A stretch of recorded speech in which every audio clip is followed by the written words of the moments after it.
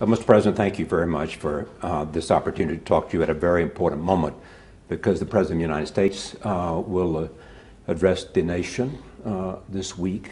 And as you know, important conversations taking place in Washington and important things are happening here in your country. Do you expect an airstrike? As long as the United States doesn't obey the international law and trample over the Charter of the United Nations, we have to worry that any administration, not only this one, would do anything. But according to the lies that we've been hearing for the last 2 weeks from high-ranking officials in this administration, we have to expect the worst. Are you prepared? We've been living in difficult circumstances for the last 2.5 years, and we prepare ourselves for every possibility. But that doesn't mean if you're prepared, things would be better. It's going to get worse with any foolish strike or stupid war. What do you mean worse? Worse because of the repercussions, because nobody can tell what the repercussion of the first strike, or you're talking about one region, bigger region. It's not only about Syria, it's interlinked region, it's intermingled, interlocked, whatever you want to call it. If you strike somewhere, you have to expect the repercussions somewhere else in different forms, in a way that you don't expect. Are you suggesting that if in fact there's a strike, there would be repercussions against the United States from your friends in other countries like Iran or Hezbollah or others? Yeah, as I said, it may take different forms, direct and indirect. Direct when people want to retaliate, or governments. Indirect when you're going to have instability and the spread of terrorism all over the region that will influence the West directly. Have you had conversations with Russia, with Iran, with Hezbollah about how to retaliate? We don't discuss this issue as a government, but we discuss the repercussions, which is more important, because sometimes repercussions could be more destroying than the strike itself. Any American strike will not destroy as much as the terrorist has destroyed in Syria. So sometimes the repercussions could be many doubles the strike itself. But some have suggested that it might tip the balance in the favor of the rebels and lead to the overthrow of your government. Exactly. Any strike will be as direct support to Al-Qaeda offshoot that's called Al-Nusra, Jabhat al-Nusra, and the Islamic State of Iraq and Syria. You're right about this. It's going to be direct support. This is about chemical warfare, and let's talk about that. Do you approve of the use of chemical warfare? Do you think that it is an appropriate tool of war to use chemical? We are against any WMD, any weapons of mass destruction, whether chemical or nuclear. And so you're against the use of chemical warfare? Yeah, it's not only me. As a state, as a government, in 2001, we proposed to the United Nations a proposal to empty or to get rid of every WMD in the Middle East, and the United States stood against that proposal. So this is our conviction and policy. But you're not a signatory to the chemical warfare not yet agreement. Not Why yet. not? Because Israel has WMD and it has to sign, and Israel occupying our land. So that's why we talked about Middle East, not Syria, not Israel. It should be comprehensive. Do you consider chemical warfare equivalent to nuclear warfare? I don't know, we haven't tried either. Yeah, but you know, you're a head of state and you understand the consequences of weapons that don't discriminate. Technically, that they're are not beyond. Yeah, technically they're not the same, but morally it's the same. Morally, they're the same. They have the same, but at the end, killing is killing. And it's mass killing is mass killing. Sometimes yes. you may kill tens of thousands or hundreds of thousands with very primitive armaments. Then why do you have such a stockpile of chemical weapons? We don't discuss this issue in public because we never said that we have it, and we never said that we don't have it. It's a Syrian issue, it's a military issue we never discussed in public with anyone. This is from the New York Times this morning. Syria's leaders amassed one of the world's largest stockpiles of chemical weapons with help from the Soviet Union and Iran, as well as Western European suppliers, and even a handful of American companies, according to American diplomatic cables and declassified intelligence records. You have amassed one of the largest supplies of chemical weapons in the world. To have or not to have is a possibility, but it depends on what the media say is nonsense. Or to depend on some of the reports of the intelligence is nonsense, and that has proven when they invaded Iraq 10 years ago, and they said Iraq has stockpile of WMD, and it was proven after the invasion that was false. It was fraud. So we cannot depend on what one magazine wrote. But at the end, I said it's not something not to be discussed with anyone. You accept that the world believes you do have a stockpile of chemical weapons. Who? The world. We the didn't United discuss States and other powers who also have chemical weapons. It's not about what they believe in, it's about what the reality that we have. And this reality, we own it. We don't have to discuss it. Speaking of reality, what was the reality on August 21st? What happened in your judgment? We're not in the area where the alleged chemical attack was happened, as it alleged. We're not sure that anything happened. Even at this date, you are not sure that chemical weapons, even though you have seen the videotape, even though you've seen the bodies, even though your own officials have been there. I haven't finished. Our soldiers in another area were attacked chemically. Our soldiers. They went to the hospital as casualties because of chemical weapons. But in the area where they said the government used chemical weapons, we only had video and we only have pictures and allegations. We're not there. Our forces, our police, our institutions don't exist. How can you talk about what happened if you don't have evidences? We're not like the American administration. We're not social media administration or government. We are the government that deal with reality. Well, when we have evidences, we will announce.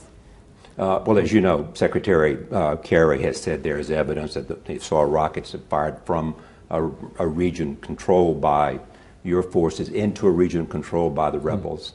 They have evidence from satellite photographs of that. They have evidence of a message that was intercepted about chemical weapons, and that soon thereafter there were other intercepted messages. So Secretary Kerry has presented what he concludes is conclusive evidence. No, he presented his confidence and he presented his convictions. It's not about confidence, it's about evidence. The Russians have completely opposite evidence that the missiles were thrown from area where the rebels control.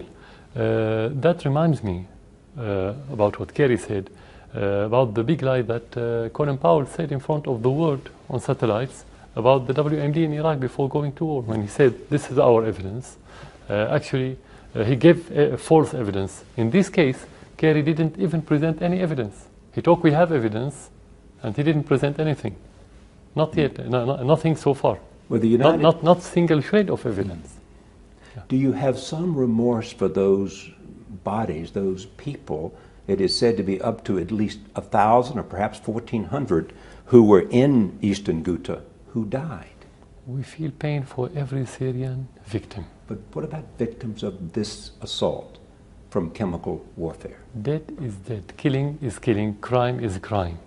When you feel pain about their family, about the loss that you have in your country. Whether one person killed, or 100, or 1,000. It's a loss. It's a crime. It's a moral issue. We have family that we sit with, family that they lost their dear ones. It's not about how they killed. It's about they are dead now. This is the bad thing. Has there been any remorse or sadness on behalf of the Syrian people for what happened? I think sadness prevails in Syria now. We don't feel anything else but sadness because we have this killing every day, whether chemical or whether with any kind. It's not about how.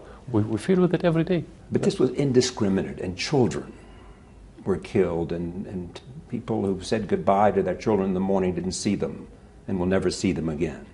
You mean which in Ghouta. In Ghouta? Yes. That's the case every day in Syria. That's why we have to stop the killing. That's why we have to stop the killing. But what indiscriminate you're talking about? You said well, the fact that chemical warfare is indiscriminate in who it kills. Do you have evidence that there was innocents as well as combatants? Yeah, but you're not talking about evidence now. You're not talking about facts. We are talking about allegation. So we're not sure that if there's chemical weapon used and who used it. We cannot talk about virtual thing. We have to talk about facts. It is said that your government delayed the United Nations observers from getting to Ghouta, and that you denied and delayed the Red Cross and the Red Crescent from getting there to make observations and to help? The opposite happened. Your government delayed because we asked for delegation in March 2012 when the first attack happened in Aleppo in the north of Syria, and they delayed it till just a few days before Al-Ghouta when they sent those team. And the team itself said in his letter, in his report, that he did everything as he wanted. There was not a single obstacle. But they have said they were delayed in getting there. They wanted to be there earlier. No. There was a conflict. There was fighting. There were shooting. That's it. We didn't prevent them from going anywhere. We asked them to come. Why to delay them? Even if you want to take the American story, they say we used the chemical weapons the same day the team or the investigation team came to Syria. Is it logical? It's not logical. Even if a country or army wanted to use such weapons, he should have waited a few days till the investigation finished its work. It's not logical. The whole story doesn't even hold together. We'll come back to it. If your government did not do it, despite the evidence, who did it? We have to be there to get evidences, like what happened in Aleppo when we have the evidences. And because the United States didn't send the team, we then send the evidences to the Russians. But don't you want to know the answer if you don't accept the evidence so far as to who did this? The question, who threw chemical missile the same day on our soldiers? That the same question. Definitely not the soldiers. Soldiers doesn't throw missile on themselves. So either the rebels, the terrorists, or third party. We don't have any clue yet. We have to be there to collect the evidence, then we can give answer. Well, the argument is made that the rebels don't have the capability of using chemical weapons. They do not have the rockets, and they do not have the supply of chemical weapons that you have, so therefore they could not have done it. No, first of all, they have rockets, and they've been throwing rockets on Damascus for months. That carry chemical weapons? Rockets. Right. Rockets, in general. They have the means, first.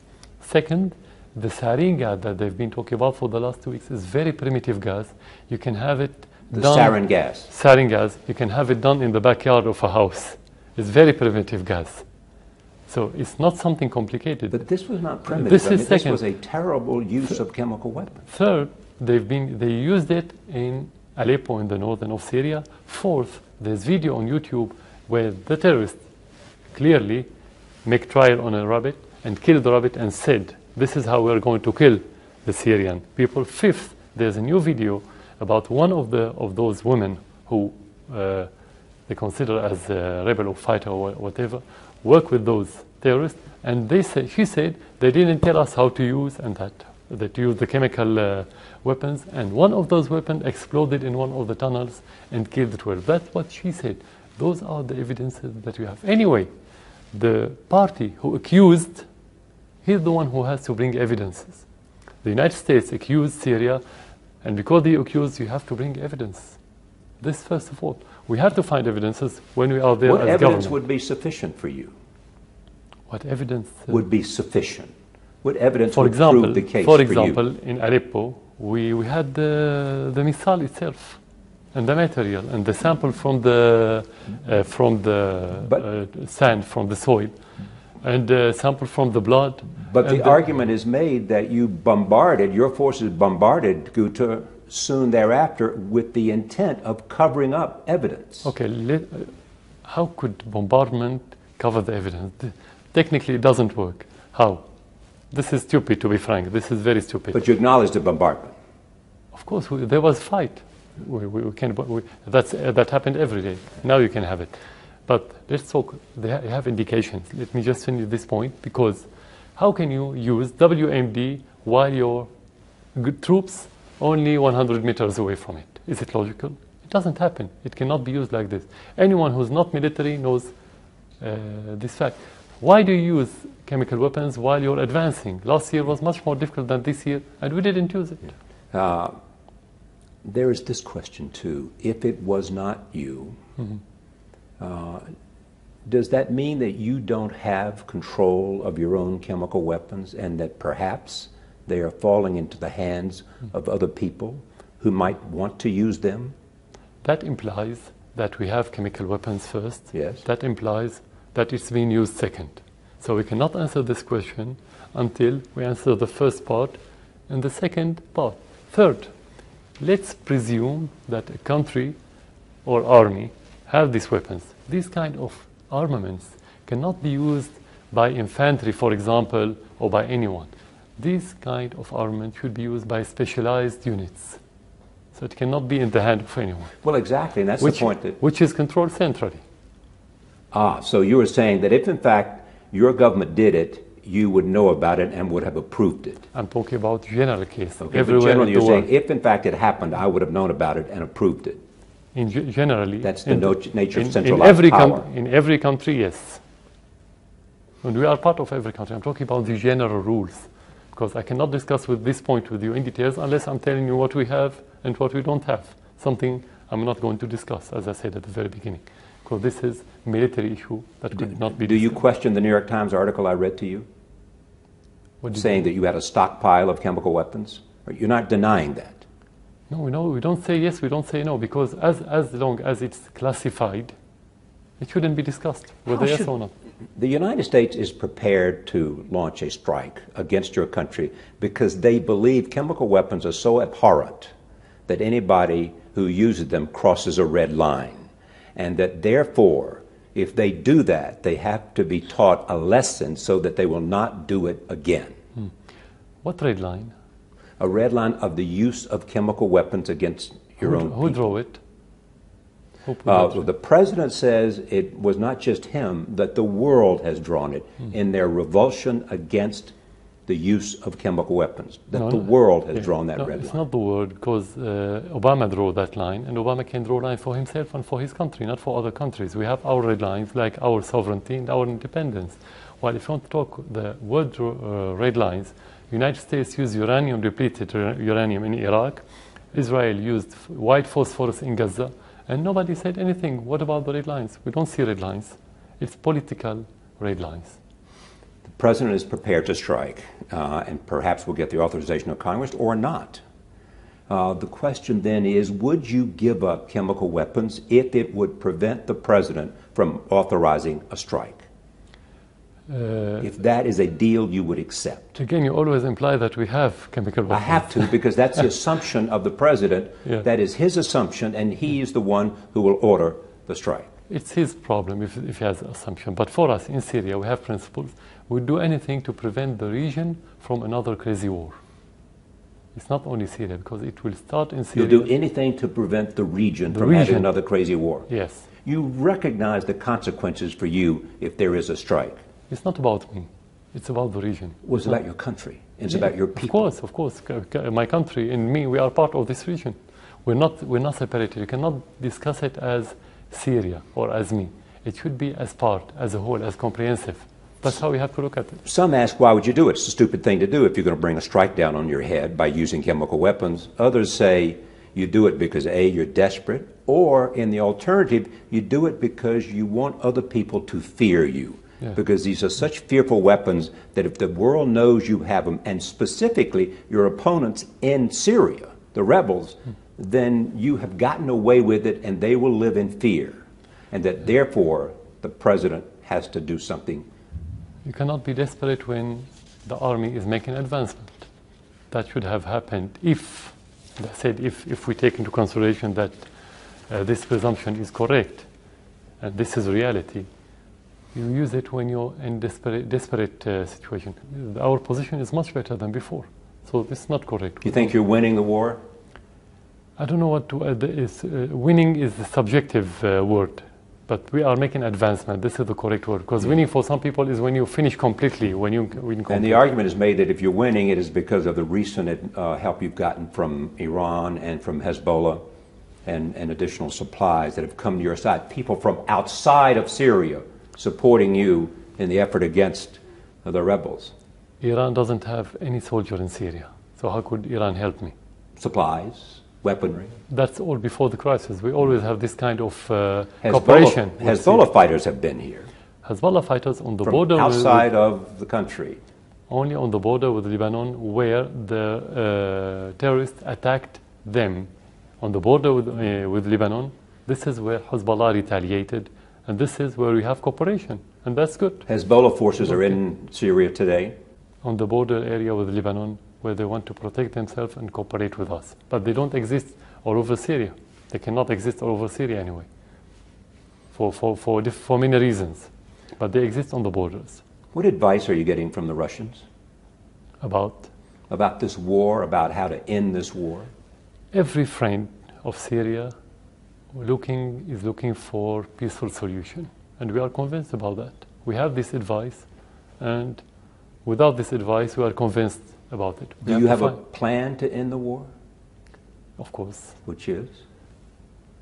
At the very beginning, it was fully political. When you have these terrorists, the first part of the same plan, which is political, should start with stopping the smuggling of terrorists coming from abroad, stopping the logistic support, the money, all kind of supports coming to these terrorists.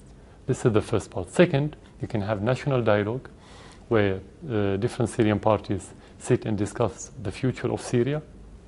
Third, you will have the interim government or transitional government. So you would meet with rebels? Then you'll have the final elections, parliamentary elections, and you're going to have the presidential election. But the question is, would you meet with rebels today to discuss a negotiated settlement? In the initiative that we issued at the beginning of this year, we said every party with no exceptions. So as long as they give up their armaments. But you'll meet with the rebels and anybody who is fighting against you if they give up their weapons. Yeah, we don't have problem at all. But then they will say, you're not giving up your weapons, why should we give up our weapons? Does the government give up its weapon? Have you heard about that before? No, but rebels don't normally give up their weapons either during the negotiation. They do that after a successful... The armament of the government is legal armament. Any other armament is not legal. So how can you compare? It's completely different. There is an intense discussion going on about all the things we're talking about in Washington, where if there's a strike, it will emanate from the United States' decision to do this. What do you want to say in this very important week in America and in Washington to the American people, to members of Congress, to the President of the United States? I think the most important part of this now is, let's say, the American people. But the polls show that the majority now don't want a war anywhere, not only against Syria. But the Congress is going to vote about this in a few days, and I think the Congress is elected by the people and represent the people and work for their interests. The first question that they should ask themselves, what do wars give America? Since Vietnam till now, nothing. No political gain, no economic gain, no good reputation. The United States is at all time, the credibility is at all-time low. So this war is against the interests of the United States. Why?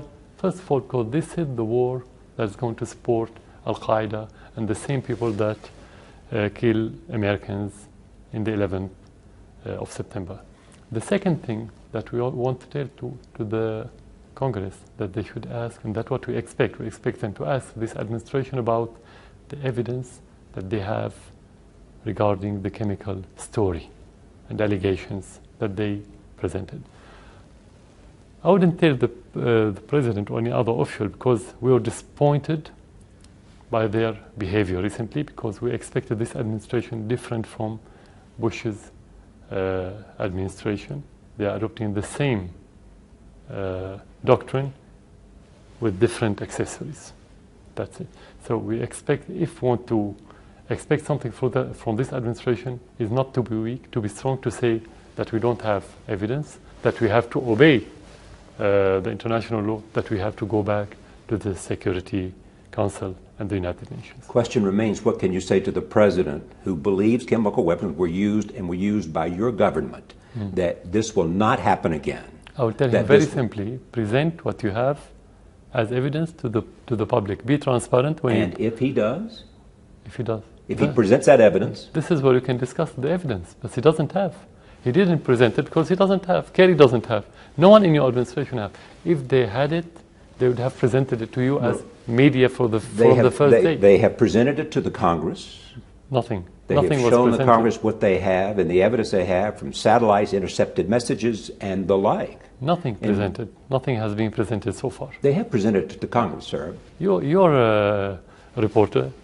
Get this evidences and show it to the public in your country. They're presenting they're presenting it to the public's representatives. You don't show your evidence and what you're doing and your plans to other people that within your own council. They're showing it to the people's representative, who have to vote on an authorization to strike. And if they don't find the evidence sufficient, first of all, we have the precedent of Colin Powell 10 years ago when he showed the evidence. It was false and it was forged. This is first. Second, you want me to believe American evidence and don't believe the indication that we have. We live here. This is our reality. Your indications are that what? Sorry? What your indications are that it was... That the rebels or the terrorists used the chemical weapons in northern of Aleppo 5 months ago. And on August 21st? No. That was before. That was in March. On the 21st, again, they used it against our soldiers in our area where we control it. And our soldiers went to the hospital, and you can see them if you want. But the area where that attack took place was controlled by rebel forces. That you're talking about the chemical attacks? Yes. Yeah, what if they have stockpiles and they exploded because of the bombardment? What if they use the missile by coincidence and attack themselves by mistake? Let me talk. Not by coincidence, by mistake. Yes. Let me move to the question of whether a strike happens, and I touched on this before. You have had fair warning. Have you prepared by moving possible targets? Are you moving targets within civilian populations, all the things that you might have done if you have time to do that, and you have had clear warning that this might be coming? Syria is in state of war since its land was occupied for more than 4 decades. And the nature of the frontier in Syria implies that most of the army is in inhabited area. Most of the centers are in inhabited area. You hardly find any military base in distant area from the cities unless it's airport or something like this. But most of the military bases or centers are within inhabited area. Will there be attacks against American bases in the Middle East if there is an airstrike? You should expect everything. You should expect everything. Not necessarily through the government. It's not only the governments are not the only player in this region. You have different parties, you have different factions, you have different ideology. You have everything in this region now. So you have to expect that. Tell me what you mean by expect everything. Expect every action. Including chemical warfare? That depends if the rebels or the terrorists in this region or any other group have it. It could happen. I don't know. I'm not fortune teller to tell you what's going to happen. But we'd like to know more, and I think the president would like to know. American people would like to know. If there's an attack, what might be the repercussions and who might be engaged in those repercussions. Before the 11th of September, in my discussions with many officials in the United States, some of them are congressmen, I used to say that don't deal with the terrorists as playing games. It's a different story. You're going to pay the price if you're not wise in dealing with the terrorists. So nobody expects, we said there are going to be a repercussion of the mistaken way of dealing with it, of treating the terrorism. But nobody expected 11th of September. So you cannot expect. It's difficult for anyone to tell you what's going to happen. It's an area where everything is on the brink of explosion. You have to expect everything. Let's talk about the war today. 100,000 people dead. 1 million refugees. A country being destroyed. Do you take some responsibility for that? That depends on the decision that I took. From the first day I took the decision as president to defend my country. So who killed, that's another question. Actually, the terrorists have been killing our people since the beginning of this crisis 2 years ago, 2.5 years. And the Syrian people wanted the government and the state institutions and the army and the police to defend them. And that's what's happening. So talking about the responsibility, I took my responsibility according to the Syrian constitution. That said, we have to defend ourselves. Mr. President, you constantly say it's terrorist. Most people look at the rebels and they say that Al-Qaeda and other forces from outside Syria are no more than 15 or 20% of the forces on the ground. The other 80% are Syrians, are defectors from your government, and defectors from your military. They are people who are Syrians who believe that their country should not be run by a dictator, should not be run by one family, and that they want a different government in their country. That's 80% of the people fighting against you, not terrorists. No, we didn't say 80%, for example, or the majority or the vast majority are foreigners. We said the majority, the vast majority are Al-Qaeda or Al-Qaeda offshoots, organizations in this region. When you talk about Al-Qaeda, it doesn't matter if he's Syrian or American or from Europe or from Asia or Africa. Al-Qaeda have one ideology and they go back to the same leadership in Afghanistan or in Syria or in Iraq. That's the question.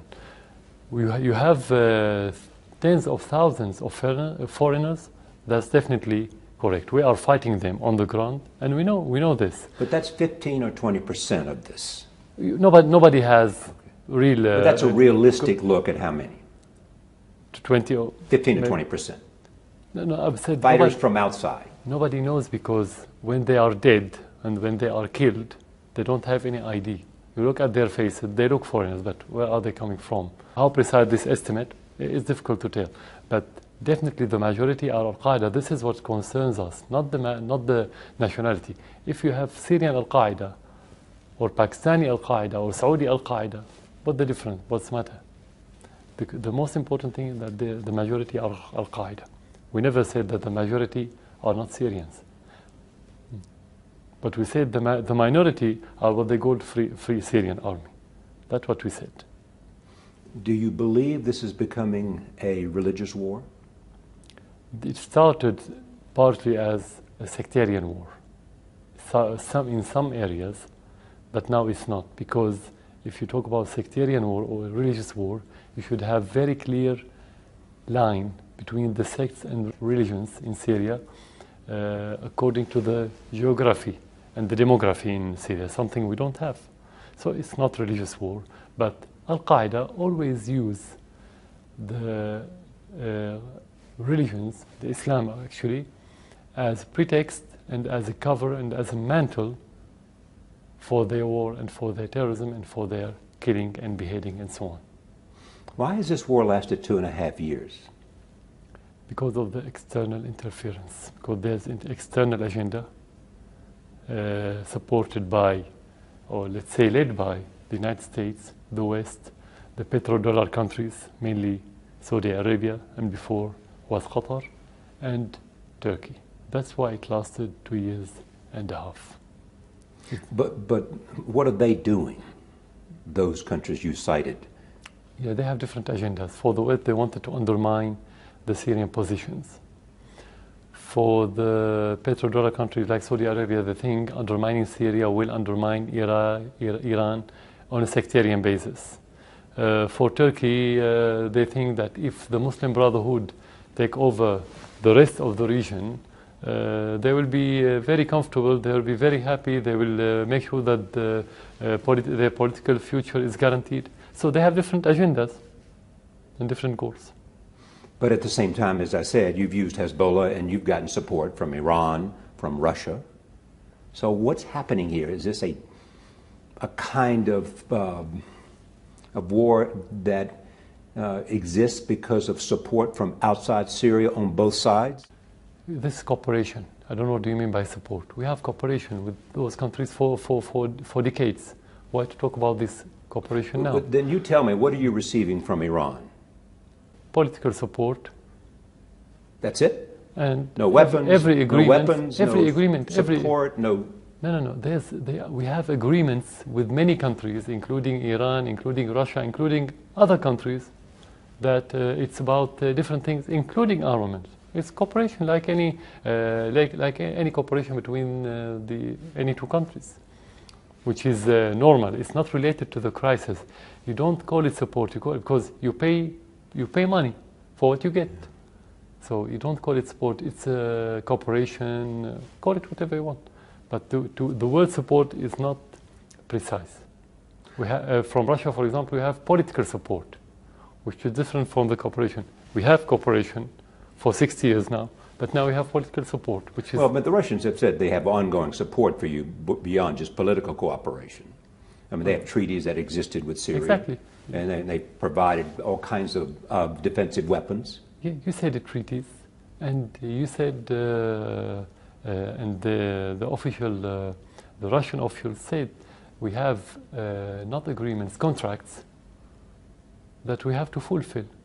And those contracts, like any country, you buy armaments, you buy anything you want.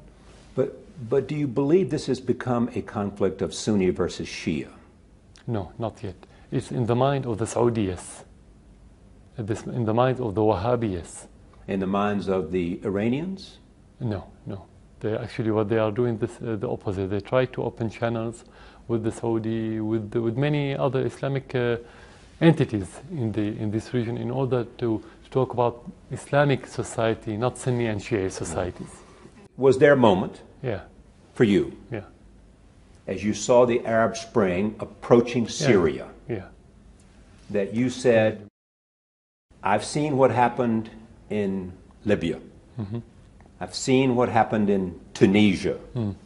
I've seen what happened in Egypt. Yeah. It's not going to happen to Bashar Al Assad. Mm-hmm. I will fight anybody who tries to overthrow my regime with everything I have. No, for one reason, because the first question that I ask, do I have public support or not? That's the first question that I ask as president. If I don't have the public support, whether there's what's the so-called Arab Spring, it's not spring anyway, but whether we have this or we don't, if you don't have public support, you have to quit. You have to leave. If you have public support in any circumstances, you have to stay. That's your mission. You have to help the people. You have to serve the people. I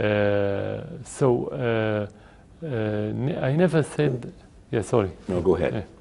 When you say public support, people will point to Syria and they say a minority sect, Alawites, control a majority Sunni population. And it's a dictatorship, and they do it because of force of their own instruments of power.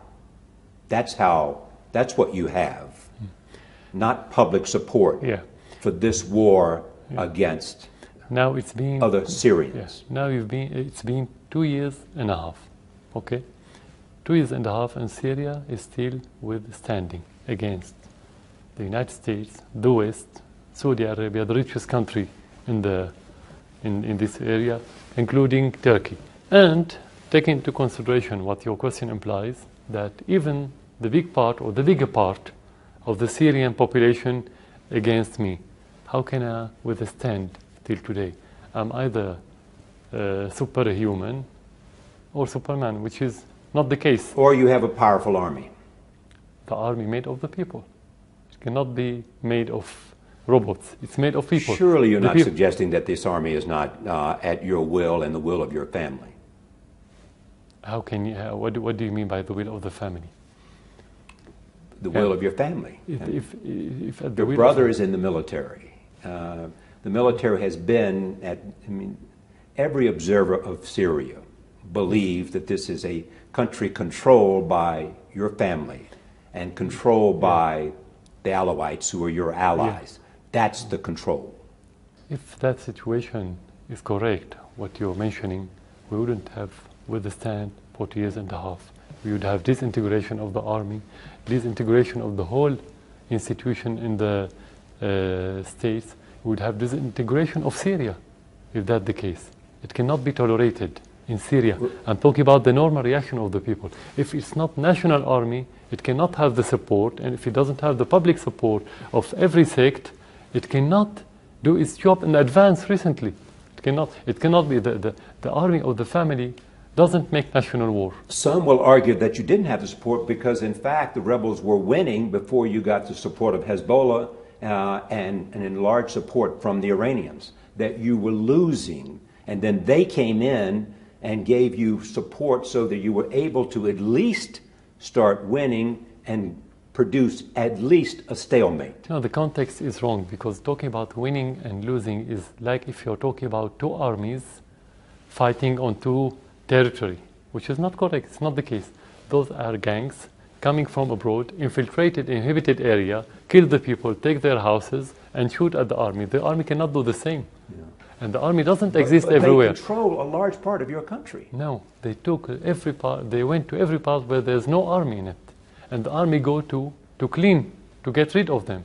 They don't go and attack the army in area where the army occupied that area and took it from it. It's completely different. It's not correct, or it's not precise what you're talking about. So it's completely different.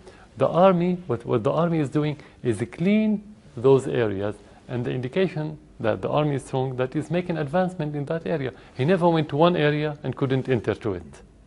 That's the indication. How could that army do that if he's a family army or a sect army? What about the rest of the country who support the government? It's not realistic. It doesn't happen. Otherwise, the whole country will collapse. One small point about American involvement here. The president has gotten significant criticism because he has not supported the rebels more. As you know, there was an argument within his own councils from Secretary of State Clinton, from CIA Director David Petraeus, from the Defense Department, Leon Panetta, the Secretary of Defense, and others, that they should have helped the rebels 2 years ago and we would be in a very different place. So the president has not given enough support to the rebels in the view of many people. And there's criticism that when he made a recent decision to give support, it has not gotten to the rebels because they worry about the composition. If the American administration wanted to support Al-Qaeda, go ahead. That's what we have to tell them. Go ahead and support Al-Qaeda. But don't talk about rebels and Free Syrian Army and so on. The majority of fighters now are Al-Qaeda. If you want to support them, you are supporting Al-Qaeda. You are creating havoc in the region. And if this region is not stable, the whole world cannot be stable. With respect, sir, most people don't believe the majority of the forces are Al-Qaeda. Yes, there's a number of people who are Al-Qaeda affiliates and who are here who subscribe to the principles of Al-Qaeda. But that's not the majority of the forces, as you know. I mean, you know that the composition differs within the regions of Syria as to the forces that are fighting against your regime. The American officers should learn to deal with reality. Why did the United States fail in most of its wars? Because it always based its war on the wrong information. So whether they believe or not, this is not reality. I have to be very clear and very honest. I'm not asking them to believe if they don't want to believe. This is the reality. I'm telling you the reality from our country. We live here. We know what's happening. And they have to listen to people who live here. They cannot listen to only to their media or to their research centers. They don't live here. No one lives here but us. So this is the reality. If they want to believe, that's good. That will help them understanding the region and being more successful in their policies. Many people think this is not a sustainable position here, that this war it cannot continue because the cost for Syria is too high. Too many deaths, 100,000 and counting, too many refugees, too much destruction. The soul of a country at risk. If it was for the good of the country, would you step down? That depends on the relation between me staying in this position and the conflict. We cannot discuss it just to say you have to step down. To step down, why? And what the expected result. This is first. Second, when you're in the middle of a storm, leaving your country just because you have to leave without any reasonable reason, it means you're quitting your country, and this is treason. So it would be. You're saying it would be treason for you to step down right now because of your obligation to the country. Unless the public wants you to quit. And how will you determine that? By the 2.5 years with the standing, without the public support, we cannot. We cannot withstand 2.5 years.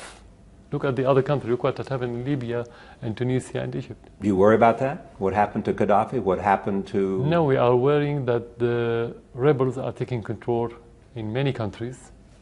And look at the results now. Are you satisfied as American with the results? Nothing. Very bad. Nothing good. There was a report recently that you had talked about, or someone representing you had talked about some kind of deal in which you and your family would leave the country if you were guaranteed safe passage, if you were guaranteed there would be no criminal prosecution. Mm-hmm. You're aware of these reports? Yeah. We have this guarantee from the first day of the crisis. Because of the way you've acted? No, because the agenda that I talked about, some of these agendas wanted me to quit. Very simply. So they said, we have all the guarantees if you want to leave, and all the money and everything you want. Of course, you just ignore that. So you've been offered that opportunity? Yeah, but it's not about me again. It's not my fight. It's not the fight of the government. It's the fight of the country, of the Syrian people. That's how we look at it. It's not about me. It's not about you. It's about every Syrian. What, in the end, what's the end game? Okay, of this war? Yes. It's very simple. When the Western countries stop supporting those terrorists and making pressure on their puppets country and client states like Saudi Arabia and Turkey and others, you will have no problem in Syria. It will be solved easily because those fighters, the Syrian part that you're talking about, lost its natural incubators in the Syrian society. They don't have incubator anymore. That's why they have incubator abroad.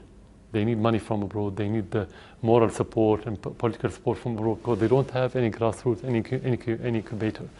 So when you stop this smuggling, we don't have problems. Yeah, but at the same time, as I've said before, you have support from abroad. There are those who say you would not be able to survive without the support of Russia and Iran. No, it's not me. I don't have support. Your government would not be able to support. Not me. All Syria. Survive. Every agreement is between every class and every sector in Syria. Government, people, trade, military, culture, everything. It's like the cooperation between your country and any other country in the world.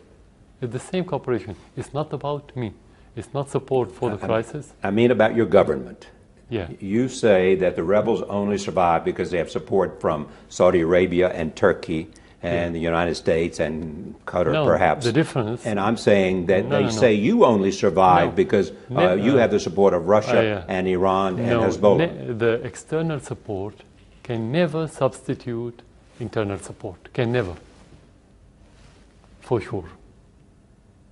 And the example that you have to look at very well, Egypt and Tunisia. They have all the support from the West and from the Gulf and from the most of the countries in the world. When they don't have support within their country, they couldn't continue more than how many weeks? 3 weeks. So the only reason we stand here for 2.5 years because we have internal support, public support. So any external support, if you want to call it support, let's use this word, it's going to be additional, but it's not based to depend on more than the Syrian support. You and I have talked about this before. We remember Hama and your father, Bashar Al Assad. He ruthlessly set out to eliminate the Muslim Brotherhood. Are you simply being your father's son here? I don't know what you mean by ruthlessly. Because you know what happened at Hama? I've never heard the war, a soft war. Have you heard about soft war? There's no soft war. War is a war. Any war is ruthless. And when you fight terrorists, you fight them like any other war. So the lessons you have here are the lessons you've learned from your father and what he did in Hama, which it is said influenced you greatly. It said what? Sorry? It is said that what your father did Yeah. at Hama influenced you greatly in terms of your understanding of what you have to do. The question, what would you do as American if the terrorists invading your country from different areas and started killing tens of thousands You of keep saying Americans? he's a terrorist, but in fact it is a popular revolution, people believe, against you that was part of the Arab Spring that influenced so many other countries. Revolution should be Syrian, cannot be revolution imported from abroad. But it didn't start from abroad, it started here. Yeah, those people that started here, they support the government now against those rebels. That's what you don't know. You don't know as an American, you don't know as a reporter. That's why talking about what happened at the very beginning is completely different from what's happening now. It's not the same. There's very high dynamic things are changing on daily basis. So it's completely different image. Those people, though, who wanted revolution, they are cooperating with us. I'm asking you again, is it in fact you being your father's son and you believe that the only way to drive out people is to eliminate them the same way your father did? In being independent, yes. In fighting terrorism, yes. In defending the Syrian people and the country, yes. When I first interviewed you, there was talk of Bashar Al Assad. He's the hope. He's the reformer. That's not what they say anymore. Who? People who write about you, people who talk about you, people who analyze Syria and your regime. Exactly. So the hope for American is different from the hope of Syrian. For me, I should be the hope of the Syrian, not any other one, not American, neither American, neither French, or anyone in the world. I'm president to help Syrian people. So this question should start from the hope of the Syrian people.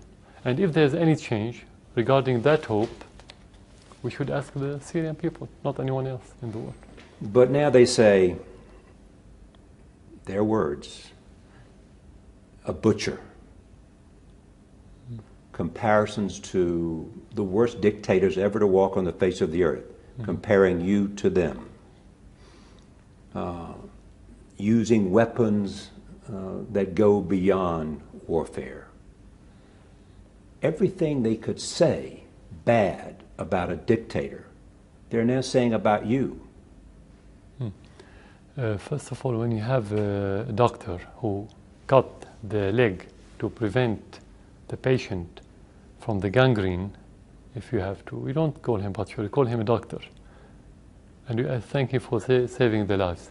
When you have terrorism, you have war. When you have war, you always have innocent lives that could be the victim of any war. So you cannot talk about. We don't have to discuss what the image in the West before discussing the image within Syria. That's the question. It's just not the West. I mean, it's the East and it's the Middle East, and I mean, you know, the eyes of the world have been on Syria. We have seen atrocities on both sides, but on your side as well. They have seen brutality by a dictator that they say so we have puts you in a category with the worst. Yeah. So we have to allow the terrorists to come and kill the Syrians and destroy the country much, much more. This is where you can be a good president. That's what you imply. Yeah. But you can't allow the idea that there is opposition to your government from within Syria. That is not possible for you to imagine. To imagine that we have opposition? Yes. We have it, and you can go and meet with them. We have some of them within the government, we have some of them outside the government. They are opposition. We have it. But those are the people who've been fighting against you. Opposition is different from terrorism. Opposition is a political movement. Opposition doesn't mean to take armament and kill people and destroy everything. Do you call the people in Los Angeles in the 90s, do you call them rebels or opposition? What would the British call the rebels less than 2 years ago in London? Did they call them opposition or rebels? Why should we call them opposition? They are rebels. They are not rebels even, they are terrorists. They are beheading is opposition, opposing country or government by beheading, by barbecuing head, by eating the hearts of your victim. Is that opposition? What do you call the people who attacked the 2011 of September? Opposition? Even if they're not American, I know this. But some of them, they have, I think, nationality. I think one of them has American nationality. Do you call him opposition or terrorist? Why should you use a term in the United States and England and maybe other countries and use another term in Syria? This is double standard that we don't accept. I once asked you what you feared the most, and you said the end of Syria as a secular state. Yeah. Is that end already here? According to what we've been seeing recently in the area where the terrorists control, where they ban people from going to schools, ban young men from shaving their beards, and women have to wear, to be covered from top to toes, from head to toes. And let's say, in brief, they leave the Taliban style in Afghanistan, completely the same style. With the time, yes, we can be worried because the secular state should reflect secular society. And this secular society, with the time, if you don't get rid of those terrorists and this extremism and the Wahhabi style, of course it will influence at least the new and the coming generations. So and we don't say that we don't have it, we're still secular in Syria. But with the time, this secularism will be eroding. Mr. President, thank you for allowing us to have a conversation about Syria and in war that is within, as well as the future of the country. Thank you. Thank you for coming to Syria.